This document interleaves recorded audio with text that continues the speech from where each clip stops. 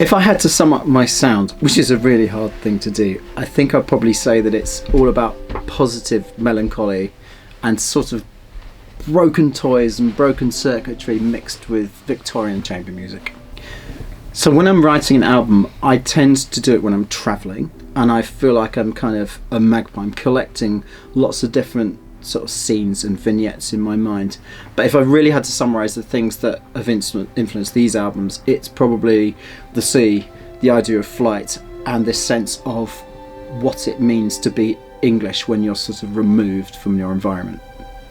I think the key influences for my music, and particularly these albums, are very specific places.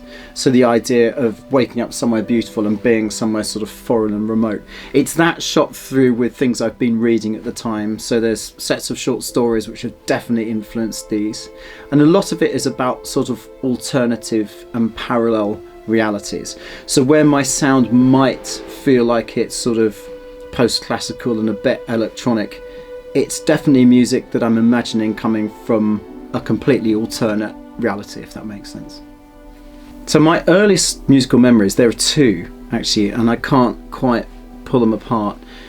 The first is hearing a cello played on the radio, and that was actually Jacqueline Dupre, who I came to know when I was young, and that's why I decided I wanted to play the cello and start making my own music. And that was probably when I was about 2 years old. And then at the same time I remember my mum playing in a musical production, and I didn't realise that people were acting. It was something I think that Benjamin Britten had written, and I thought it was real life. And I remember at that moment being completely captivated by the idea of a soundtrack happening in real time, and I didn't realise I was being completely manipulated. So those are my two earliest memories. So I think if there are any consistent themes in my music, they tend to be I favour strings, and then that's because I play the cello and I feel like that's my voice if I had a decent voice. And then the other things are always this sense of what if, and I can summarise that really by saying it's an idea of what if we could create cinema of the mind. So I like the idea of creating fantastical places and textures and smells and colours and emotions just with sound. I don't know if I've managed it yet, but all of these albums are me trying to do that.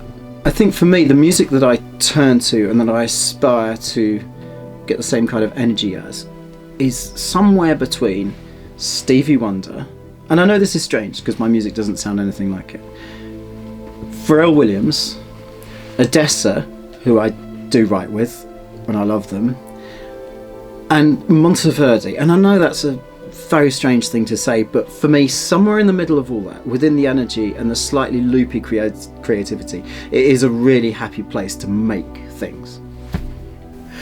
So the best thing about working with Audio Network is I can say, I've got this idea, and before that sentence is out of my mouth, there's a recording studio and the best musicians in the world, who are people I've grown up with, they're friends of mine, and we get to make music together in the best studio with the best possible musicians, and ideas that really happen to me, mid-walk, they're just happening out there in the room, and that is glorious. It gives me goosebumps thinking about it, and I want to try and get that goosebumps into my music.